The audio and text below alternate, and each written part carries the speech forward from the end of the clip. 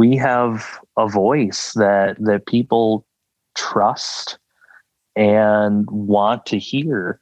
And that was part of what really brought me to bring it to my board and say, hey, I think we need to say something about this, because I started hearing people say, well, we're hearing from our politicians and we're hearing from business owners, and every now and then we hear from a doctor and we hear from the federal government and whatever, but like where are nurses' voices in this?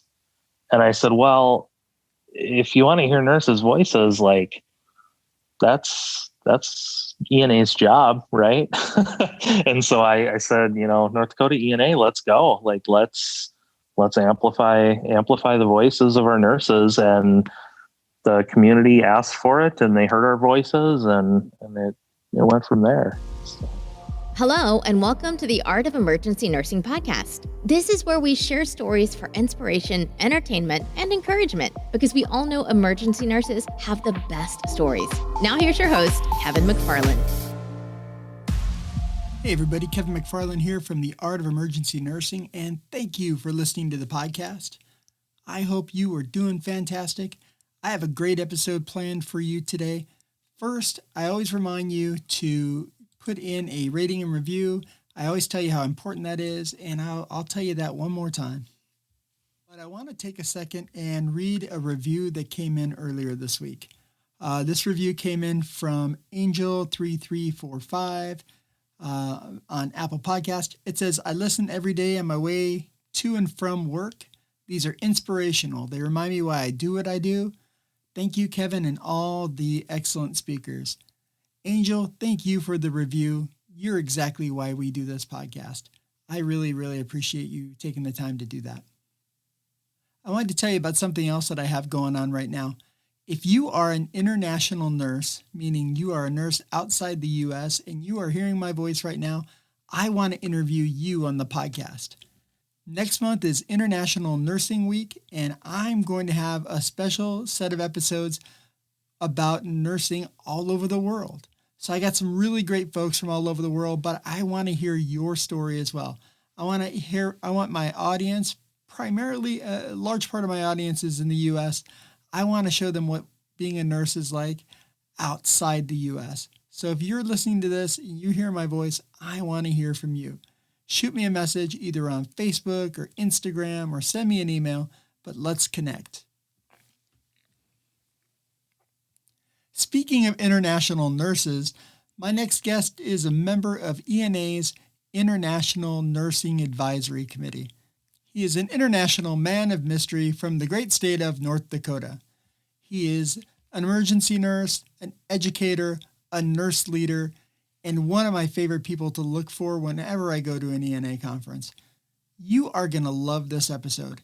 And I got to tell you, his answers for the 3 things to remember and 3 things to forget were some of the best answers I've heard in a really long time. You are going to love these answers. So that's it. You got to stick around to the end, listen for those answers, and I'm telling you, you're going to love it. So get ready for this great episode with my friend, Adam. I'm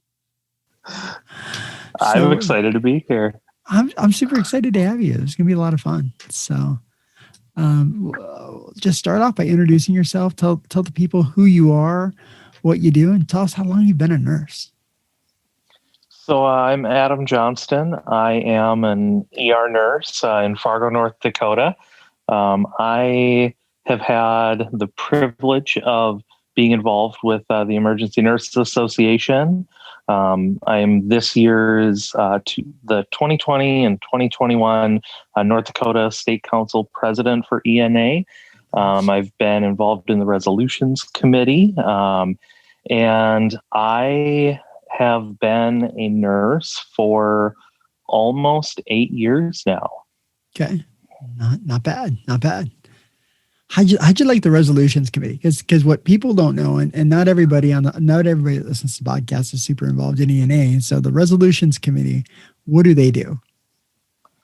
Oh, the Resolutions Committee has been, one of the highlights of my career so far.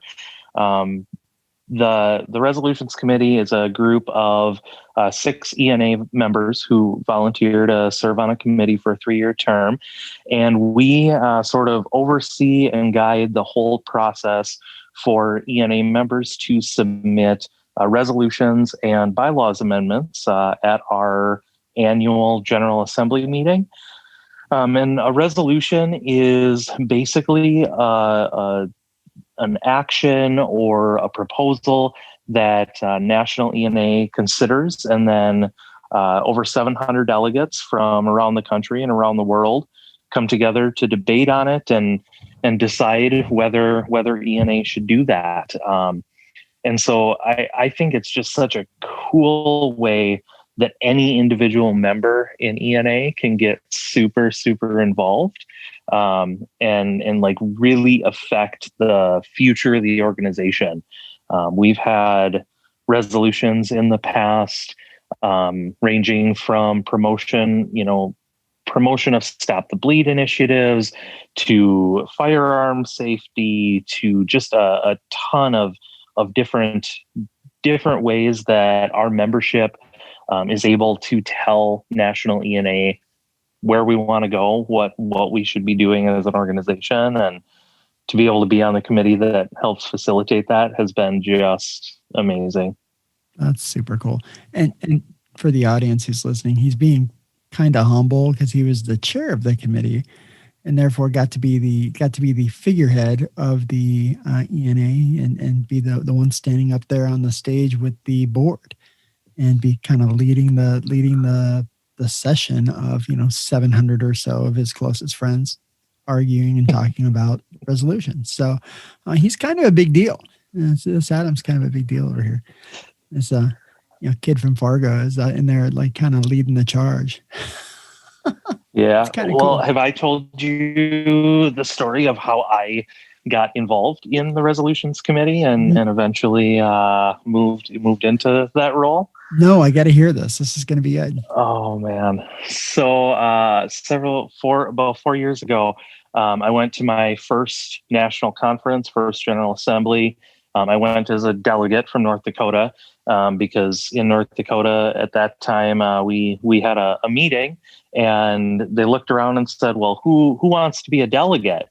And not too many people raised their hand, and I said, well, what's that? I'm pretty new. And they explained it to me and they said, and we'll pay for your airfare and a couple nights in a hotel for you to go to where the national conference is.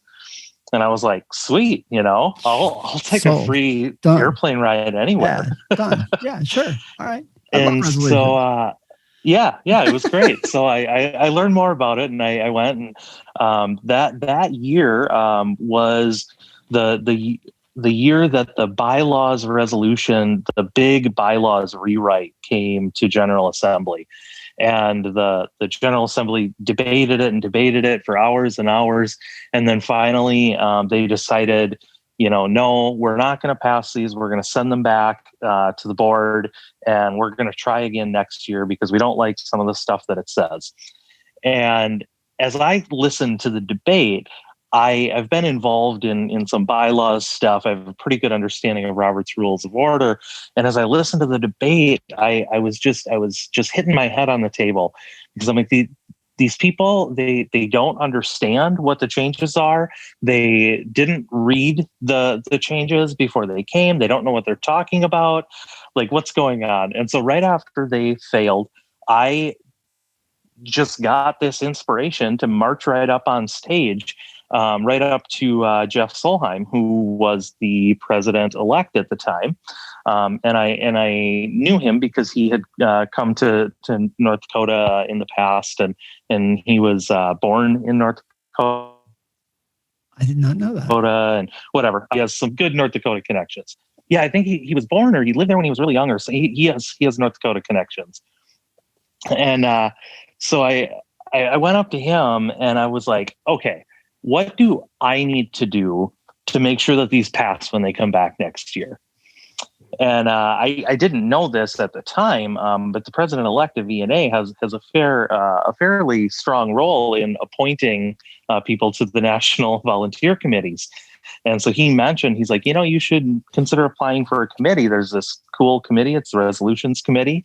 Told me a little bit about it. And I went home and I applied just awesome. right there. That's awesome. And I guess from there, that's done. the history of how I got roped into one of the most awesome experiences that I've ever had. So. That's super cool.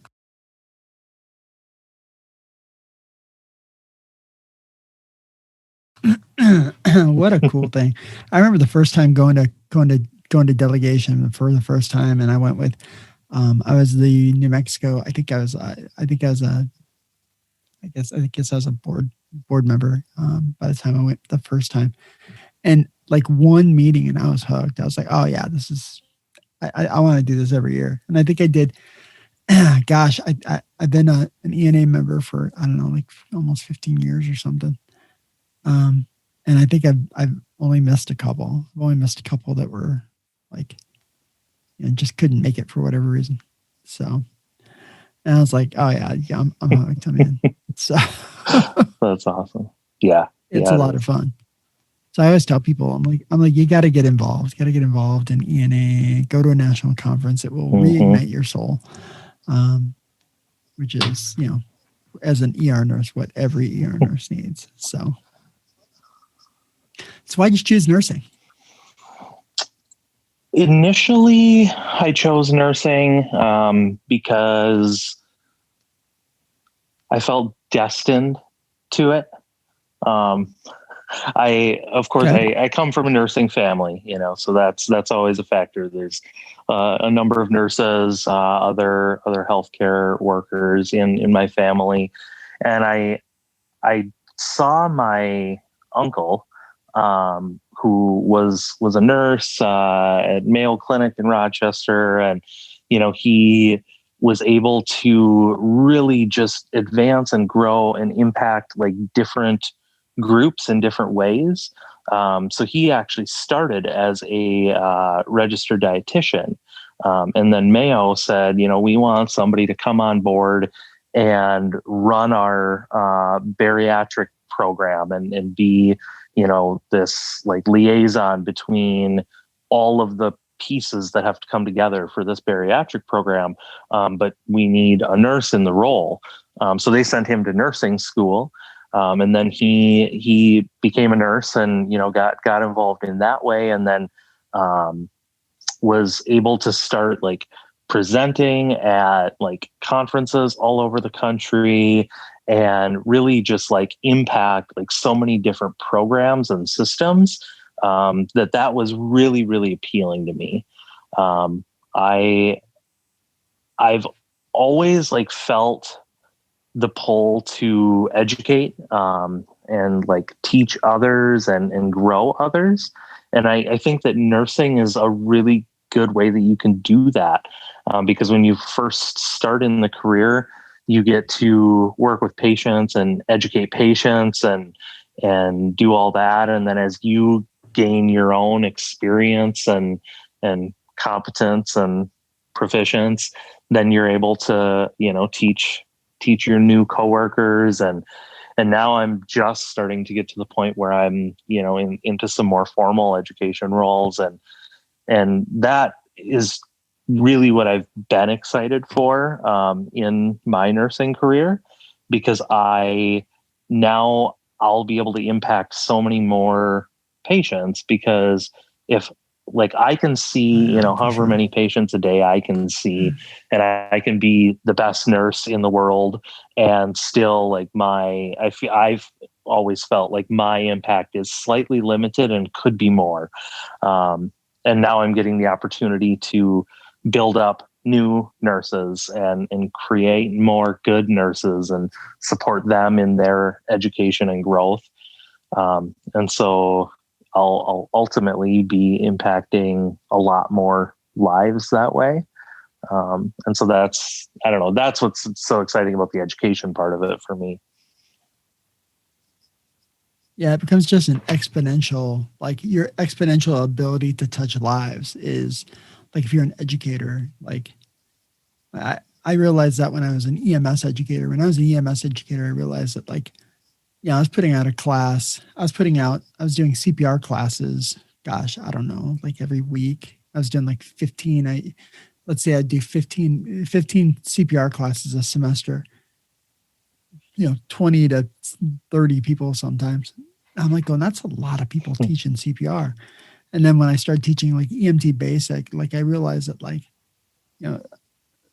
this is just going to carry on a legacy forever, like for a long time. I mean, things that I've learned, one of the coolest things was I had a girl who was a neurointensivist, and she was like, do you remember when I was in your EMT basic class? And I was like, holy cow. And she's like, I still use some of that stuff you taught me. And I'm like going, freaking neurologist. Like, you think you would have upgraded by now, but she's like, no, it's so the basics, it's like the basics. You never forget the basics. And she's like, I still find myself hearing your voice in my head. And I'm like going, how cool is that? That's awesome. And you just, as an educator, you just get a chance to do that. And then the things you tell someone ends up getting passed along to their next generation. So it's super cool. So that's awesome. And did you always want to be an ER nurse? When I first started going to nursing school, I wasn't sure. One of the other things that drew me to nursing was that there are just so many different ways and different places to be a nurse. And so I really went into nursing school with an open mind. I had always thought about ER nursing, but I'm like, I don't really know if it's for me. And my nursing program offered me 2 8-hour ER observation shifts. And that was the total sum of our ER experience in nursing school. And we have 2 main hospital systems in the area. And one of them is the bigger trauma center that I work at now. And the other one is smaller and, not as busy of an ER, smaller ER, all that. And I found out that my assignment was going to be at the smaller one. And I was bummed, I was like, I really wanted that real ER experience, And so I do my 2 8-hour shifts, and they were the most boring ER shifts that you can even imagine. We called a trauma code during one of them because an elderly, intoxicated male fell off of a bar stool. And so they called that a minor trauma. He came in, he was fine. I was, got pulled into that, of course, because it was the most exciting thing that happened while I was there. And at the end of those 2 shifts, I knew for sure that I wanted to be an ER nurse, because even though they were like just boring and we saw more stub toes and fingernails, like hangnails, than anything, just the way that the team worked together and the way that staff interacted and like just the family that the ER clearly was, like, I knew that was where I wanted to be. That's awesome. How cool is that? Isn't it cool when you just kind of find your fit? Yep. You're like, that's awesome. Yep. It's a good thing. That's very cool. If you didn't become a nurse, what do you think you'd be doing? So, lately I've been talking with my coworkers about this, because a few staff that we've worked with over the years have either left our department or left nursing altogether. And we were talking about a couple of them, and, we sort of had this conversation. What would you do if you weren't a nurse, or you couldn't be a nurse, or you decided not to be a nurse anymore?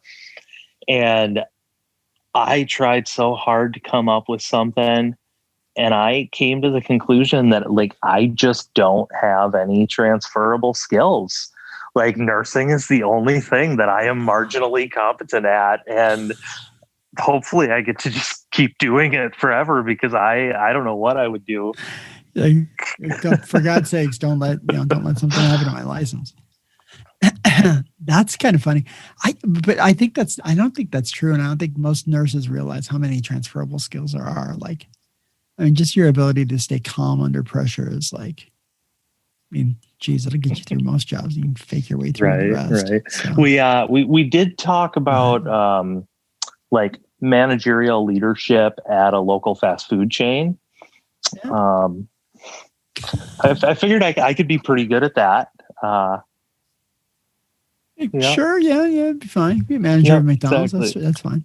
You know, one of the things I've always heard is that like McDonald's has an amazing leadership training, and I was like, well, I think they would have to, because how tough a job would that be? Oh man, right? Yeah, right. Like I had a friend who was she was a manager at a McDonald's, and I was like, your job's probably way more stressful than mine, because like you deal with people and they don't even know that they're wrong. Yeah, I agree. But no, in all honesty, I think if I wasn't a nurse, if I would never have gone into nursing, I think I would have become a teacher. Like I certainly don't think that I that it would have been as good of a fit for me as nursing, mostly because I don't necessarily like interact with children all that well. So I think that, sit down, you little brat. Oh shoot, Mr. Johnson, you sit down. Stop it. Oh gosh, that's hilarious. So, tell me about a patient that changed the way you practice. So, I thought about this a bit, and this was actually a patient that I worked with earlier this year. When COVID first came to North Dakota, we, like many places, had a small initial outbreak here, and then everybody got very scared to seek medical care. And our hospital census went way down. Yeah. My full-time gig at work right now is as a supervisor on our observation unit.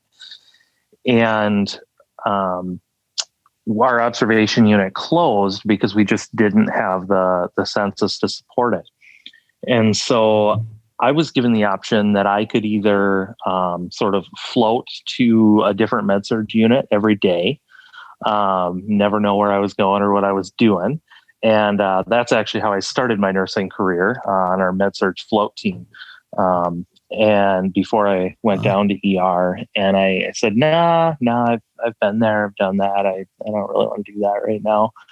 And they're like, well, we have this other opportunity. We're looking for some supervisors, or CCLs is what they call our role here, to go over and help sort of set up the COVID unit, like work on the COVID unit, our inpatient COVID unit, be charged, work through some of the processes with our leadership team that we have over there. And I was like, okay, that sounds a little more interesting.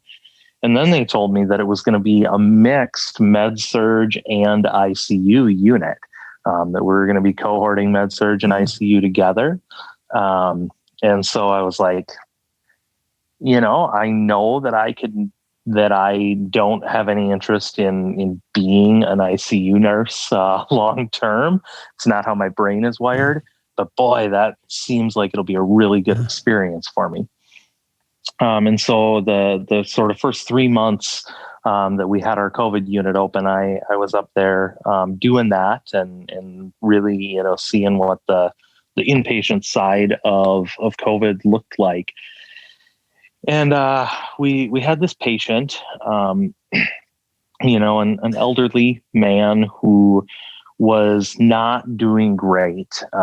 He was sort of intermediate status. We had him on the high flow humidified nasal cannula, the blended flow, Airvo, whatever you call it, at your different facilities. But and his settings were just getting worse and worse, and he was really decompensating, and he did not want to be intubated. He had made that clear. And so, we sort of got to know him a little bit. He he didn't say a lot, but, and then as his days got worse and worse, he became more and more confused. And then I was working charge the night that he died. And so, his primary nurse was in there with him and came out, and let me know. And she was a very new nurse. And she's like, I guess like, I don't want to like say it or decide it, but like, we don't necessarily call a provider to the bedside, of course, once they're, on comfort cares. And so, I went in and, helped her listen for a minute for heart sounds and breath sounds and all that. And said, yep, he's gone. And so after that, then I started getting the paperwork together and, worked on, I was like, I better call his family or his next of kin and let them know, and so I pulled up his chart and I found just the phone number for a friend in there, and that was all that was listed. And I'm like, oh, that's interesting, and so I called this friend and I'm like, do you have any way of getting in touch with his family or, who is his, decision maker at this point? And he's like, no, it's just me. I live down the hall from him and I go check in on him a couple times a week and stuff, but he doesn't really have anyone here, and just that really impacted me because it was a really just concrete reminder for me of the sacred nature of our role. We never know when we might be the only person in somebody's life, or when we might be the only person in their life who cares about them. And I think that when we have so many tasks and so much to do and so many patients and whatever, like it's easy to fall into that rut of like, well, here's your meds. Like, I'm going to go now. Like, you're still breathing okay. Have a good night. Task. But it really has helped me remember to bring into focus that like we might be the only person who's a positive effect in their life, or they may have a ton of positive people in their life that care about them and love them. But in that moment, like we're the ones who are there and we're the ones who can continue to be that. And so I've thought a lot about him, and how that brand new nurse who had never seen someone die before was able to be there and hold his hand and help him through that experience when otherwise he wouldn't have had anybody. So, boy, that's tough. You think sometimes you're like, okay, like patients come in and you have no idea what their home life's like. You have no idea what like their life's like. You're seeing this little tiny glimpse, and sometimes that's enough to know who they are and what they're about, and sometimes it's just not. And sometimes as a nurse, you're gonna have a bigger influence on that little life, and that little spot, and that little minute than you may ever know, and like far beyond what we think about. And I think in emergency nursing, forgetting that is a little easier to do because we, ideally only see a patient for maybe a couple hours, and then we either send them home or transfer them to the inpatient world. I'm talking ideal world here. But that experience of being able to work on our inpatient COVID unit gave me the opportunity to get to know patients over several days. And, even when I worked med surg before, I didn't have that because I was on our float team. Like I always went to a different unit every night. And so it was just a reminder, like even though we're only with them for a couple hours and we only see that little moment in the ER world, that we really need to keep that in mind. Like, this is a whole damn human. Like, it's our duty and our place to be there for them in whatever way we can. So. Yeah, it's sad when you see these patients coming in, and with COVID going on right now, like, we don't allow visitors, we don't allow, they're and if there's ever a time you want someone there, someone you'd love there, whether they're sick or, whether they're just scared, it's always a shame when they can't, when the family just can't be there. So that's a tough one. Holy cow. Yeah. And that was real early on, in our COVID response here. And so, like, we didn't have like iPads and stuff yet. Like, the first, several weeks, like, there just was no communication. And so I think that, in his case, we never, made the efforts that I think we make pretty regularly now to, like, reach out to family or their loved ones or whatever and connect them. But yeah,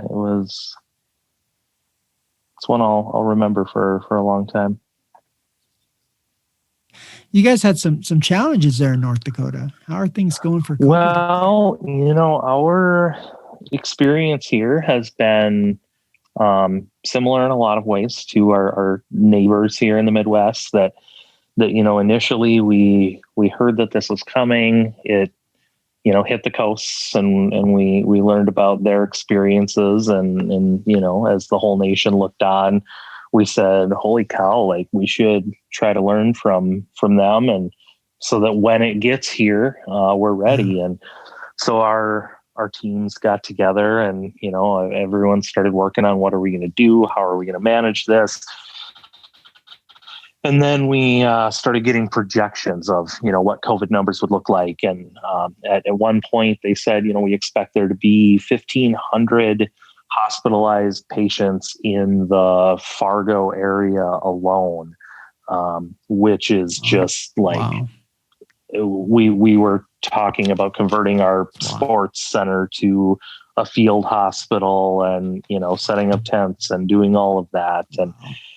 And then COVID came, and it came slowly, and we had just drastically lower numbers than most of the projections. There were a couple best case scenario projections that lined up pretty well with what our numbers kind of looked like through the end of the spring.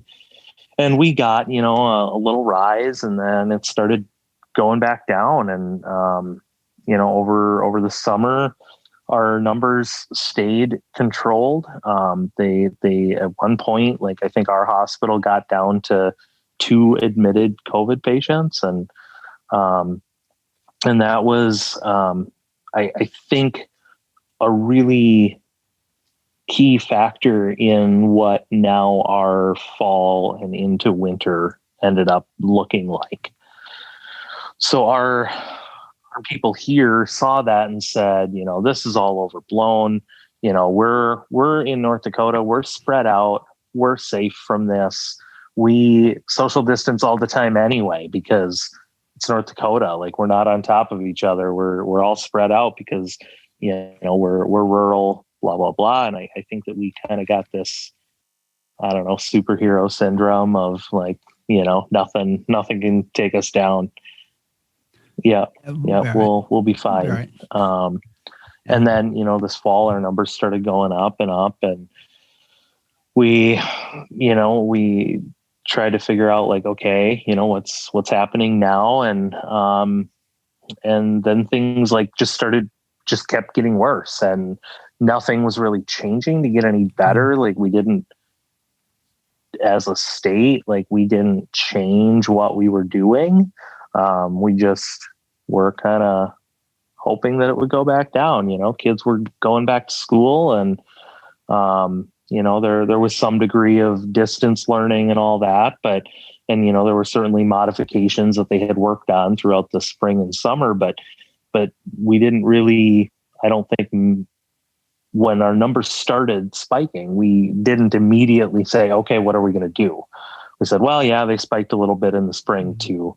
We'll wait for them to go back down, and it'll be all right. And then our facilities started maxing out. We got close to 100% hospital capacity and wow. And then that started getting some attention. And we felt it, like our staff were getting pulled from our OBS unit to work a med-surg unit, so that med-surg nurses could get pulled to work intermediate, so that intermediate could get pulled to work ICU, so that they could get pulled to go work on the COVID unit. And then it became more real, and then we kind of got to where we were a couple of weeks ago. Yeah. And where were you guys a couple of weeks ago? Well, so I guess I think what you're stepping towards here with the conversation is that our state health officer issued an amendment to one of the orders that was in place that said that asymptomatic COVID positive healthcare workers could return to work and take care of patients as a way of meeting our staffing crisis. Wow. Yeah. Staffing was that bad to the point where they'd say, well, we know you got COVID, but you'll be all right. Just come on back to work. You're not right. feeling bad. I mean, sure, you have the disease and you're spreading it. Yeah. But you're not feeling bad. And it was limited to, healthcare workers being able to come back and work asymptomatic and work on cohorted COVID units with COVID patients. To which, they said, there's no risk because they're going to come in and they're going to work with COVID patients. So they're not going to give their COVID to the patients because they already have it. To which the nurses said, yeah, well, what about us? Like I have to share a break room with my coworkers, and I have to walk into the building and use the same elevator that they do to get to the COVID unit. Even if I'm not on the COVID unit, I'm not working with them. And it was put out in the context of that being one of the first and only solid measures to respond to it. Wow. So like all the other things you can do, A through Z, and they're like, well, let's do this. Yeah. This is going to be the fix. At the time we were one of 16 states that did not have a statewide mask mandate, virtually no limitations on social gatherings. And so I heard from my colleagues and from nurses throughout the state saying, this is crazy.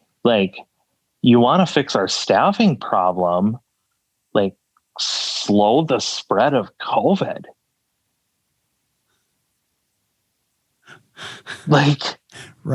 You're how is having let's COVID positive nurses working our go-to solution, right? When we're not doing the other things, and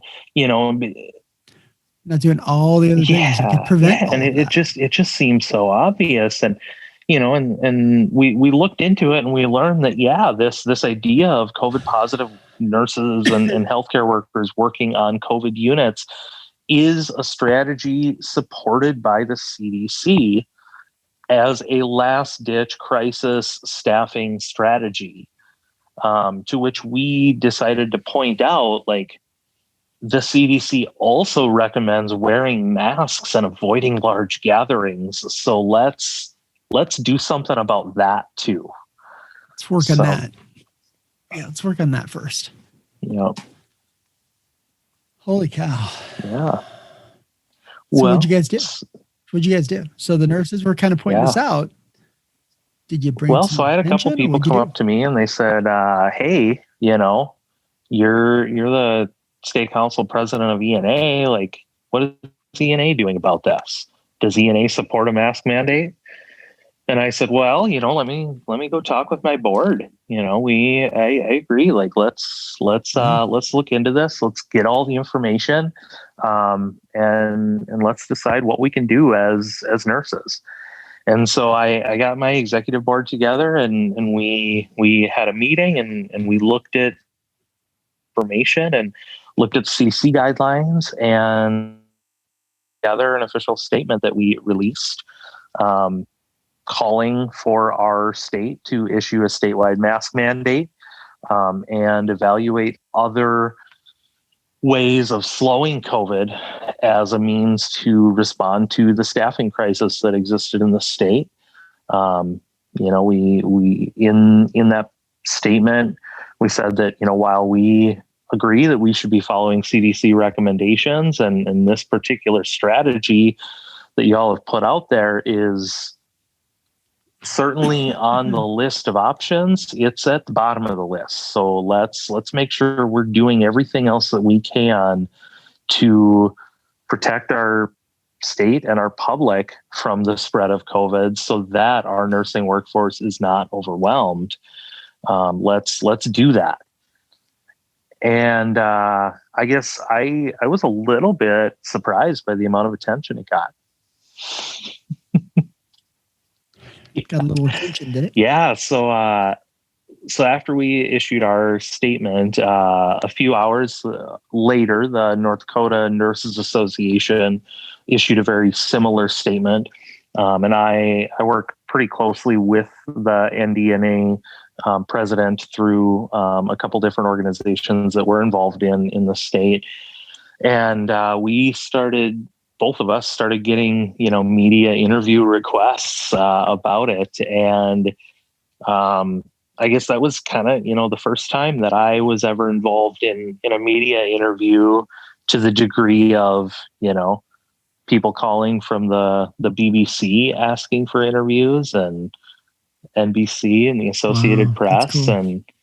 And it was wild. It started out with a couple local stations and they did some excellent reporting and pretty soon it kind of grew from there. And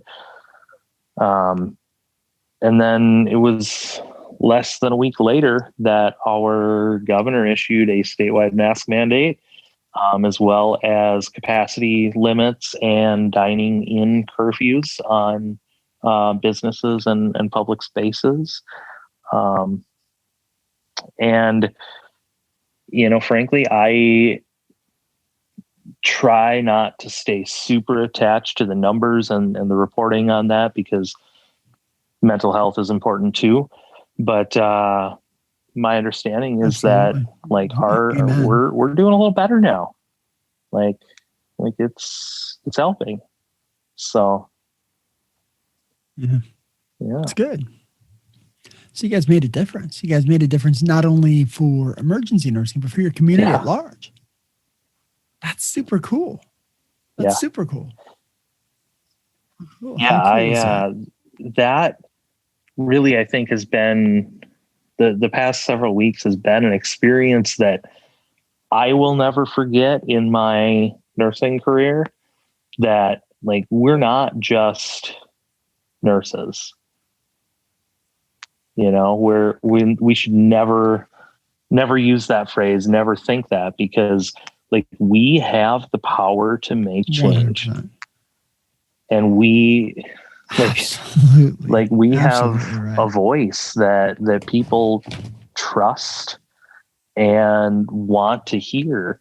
And that was part of what really brought me to bring it to my board and say, hey, I think we need to say something about this, because I started hearing people say, well, we're hearing from our politicians and we're hearing from business owners, and every now and then we hear from a doctor and we hear from the federal government and whatever, but where are nurses' voices in this?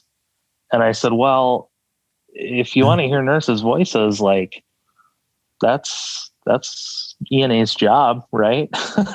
And so I said, North Dakota ENA, let's go. Like, let's amplify the voices of our nurses. And the community asked for it, and they heard our voices, and it went from there. So, what a cool thing to be able to do, not only for your team, not only for your profession, but for your community. What a huge, I mean, who knows? Like, talk about having the ability to affect lives, and how many you guys affected by just simply saying, "Hey, wait, let's follow the science. Let's go back to let instead of trying playing J, let's try A through D first," right?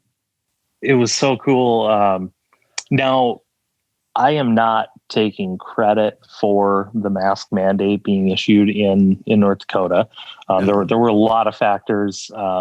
The timing of it, of course happened just a few days after we started getting the attention about it. But I had actually, the way that I found out, I was sitting at work charting, and one of my coworkers came up to me and he said, hey, like, thank you so much for getting us a mask mandate in North Dakota. And I kind of looked at him and I'm like, what are you talking about, man? Like, NDENA, like we're issuing our statement, and, we did that. And yeah, I've had a couple of news interviews, but, and he's like, no, like, we got a mask mandate. And I'm like, really? And that's how I found out that the mask mandate happened. Now, of course, there were a lot of factors in how and why that happened. But I think, North Dakota ENA taking nurses' voices and amplifying them was definitely a factor in it. And it was cool to hear about it that way. It was just awesome. That's super cool. What a cool way to be like, oh, look at that. We did a thing. That's cool. Sure. So, that's very cool. What a cool thing. And it's cool that happened. And again, like, what a big deal for the community that like just bring it back to common sense. Yeah. Like, let's do the little thing. Absolutely. Let's do the little thing. So that's very cool. So what's next for Adam? What's in the horizon? What do you think? Where do you see your career in the next 5 to 10 years? Well, I'm super excited. Starting in January, I am starting a term on ENA's International Advisory Council, which is just amazing. Like, when I went through the applications for national volunteer opportunities went out, and I was looking through stuff, and I'm like, I could maybe apply for another 3 years on resolutions committee. I really love that. But I really want to, I think maybe it's time that I give somebody else an opportunity on that committee. Where else could I impact the organization and impact nursing and find my place and learn and grow myself and hopefully contribute something along the way. And I started looking through things, and I was like, wow, the International Advisory Committee, like, that sounds really cool. Like, that's been one of the best parts about being in ENA is that I've, connected and made friends with people from all over the world and like learned about what emergency nursing is like in other countries and learned about the challenges that we face that are the same, the challenges that, don't exist elsewhere that they've solved or have a different way of approaching. And I was like, it would be so cool to be involved in that. And I said, but I mean, honestly, like, what does this white dude from North Dakota have to offer the International Advisory Committee? And I was talking with Ron Krause, and I was like, I don't know what to apply for. Like, I don't think y'all need me on the International Advisory Committee, but that sounds like the coolest opportunity. And And, and he said, well, go ahead, go for it, like apply for it and see if it works out. And if it doesn't, like, then you move on from there and figure out what's next. And yeah, and I got my email a couple of weeks ago and I was blown away. That's awesome. And I'll be honest with you, I wouldn't think as, when I think of international committee, like the U.S. counts for that too. And I wouldn't have thought of that. Like I wouldn't have thought of, someone from the U.S. applying for the international committee. You're like, that's for other countries, right. but it's us too. Right. No, absolutely. So I'm really excited for that. I think that ENA has shifted its focus in the last several years on being less U.S. centric and really being aware and making an intentional effort to make sure that ENA can be an amazing resource and experience and an advocate for emergency nurses throughout the whole world. And if I get to be a little part of that, like that's awesome. So that's going to be cool. That's going to be really cool. Now, one of the last questions I always ask my guests is a question called 3 things. I'm going to ask you for 3 things an ER nurse should always remember. It's 3 things they should just forget. So when you first asked me about being on the podcast, I was like, oh man, like he's going to ask me 3 things at the end. And like, that's such a tough question. Like, and like, I've listened to so many episodes and I've heard so many people give like so many amazing answers. And I'm always left like dumbstruck after the end of the episode. And I'm like, well, if I'm going on the Art of Emergency Nursing, like I'm going to think about that. I'm going to think about that question and I'm going to have it all put together and really well organized. And, great. I'm looking forward to the answer. It's gonna be great. So what I didn't necessarily plan is that I took certification exam earlier today, and I spent the last several days just studying for that.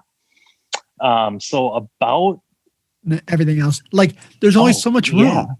Yeah. You get one little absolutely. thing.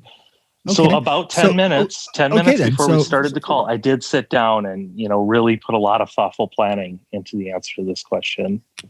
Okay. All right. It sounds like an ER nurse answer right there. So, all right. So 3 things to remember. I think that it's super important to remember that nurses have a voice that people want to hear. They say we're the most trusted profession, blah, blah, blah. But like, it's true. Like when our family and friends and strangers like have questions or don't know something that has anything to do with healthcare, like who do they call? And who do they believe? Absolutely. And whose example do they follow? So I think that, it's really important to remember that, especially now.